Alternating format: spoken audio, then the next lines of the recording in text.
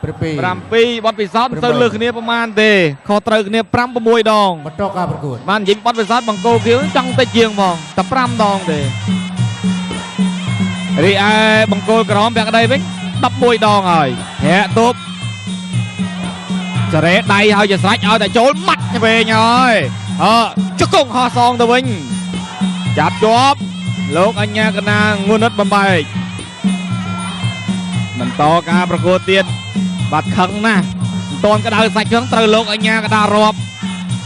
បាត់ជង្គង់ទល់យ៉ាងណាក៏ជង្គង់ទៅដែរត្រេចឆ្វេង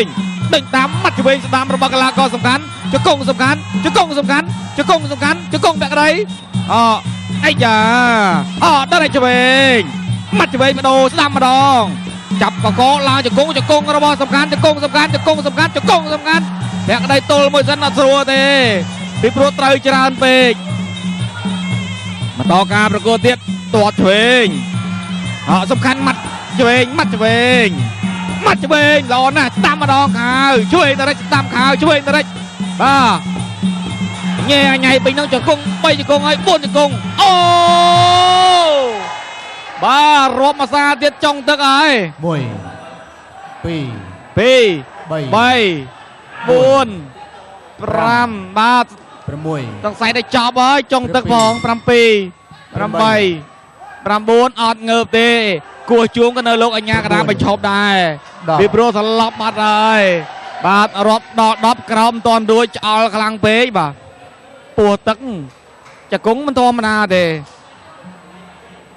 បាទនេះគឺជាឯកតកម្មថ្មីរបស់កីឡាករមុតសំខាន់ដែលផ្ទុយទៅគូសន្លប់ក្នុងទឹកទី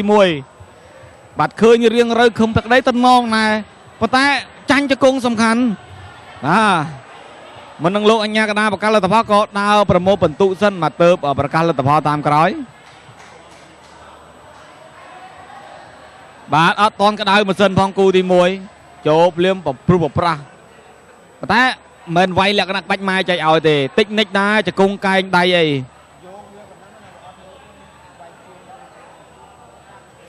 បង្គោលខៀវឈ្នះបង្គោលក្រហមដែលបង្គោលក្រហមសន្លប់នៅក្នុងទឹកទី1បាទបញ្ជាក់សារជាថ្មីគឺមុតសំខាន់ផ្ដួលឲ្យខឹមភក្តីសន្លប់ទឹកទី1មានរូបភាពយឺតសារជាថ្មីដើម្បីបញ្ជាក់ជូនកន្លែងនេះគឺរុញឲ្យថយចូលត្រូវមកចង្គង់នេះហើយ2ចង្គង់រៀងឆ្អល់3ចង្គង់ទុនចង្គង់ទៅតែម្ដងសម្រាប់កីឡាករខឹមភក្តី